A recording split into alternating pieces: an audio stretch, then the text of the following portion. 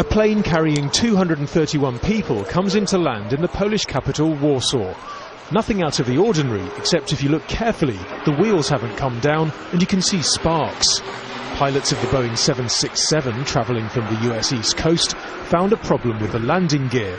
They circled for an hour, dumping fuel all the while. A LOT Airlines plane from Newark to Warsaw that was supposed to land at about 1:35 p.m. reported a problem with the undercarriage. After an hour of circling, the pilot decided to make an emergency landing. He succeeded, the plane landed, and no one was hurt.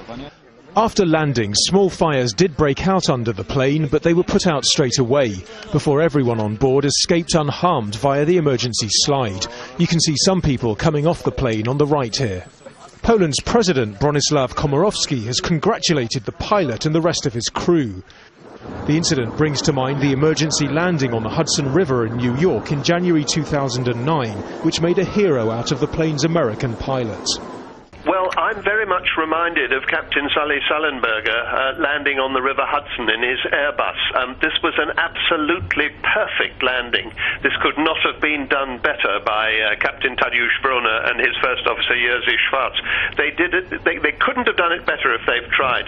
They managed to keep the aircraft's attitude exactly right, with the nose quite high, and then they just dropped it gently so that the aircraft landed on the bottom of its engines and skidded along the runway on the bottom of the engines with little bits of fire coming out but hardly any fire, and then just gradually lowering the nose until the aircraft stopped. I mean, it was an absolutely textbook use of an emergency procedure.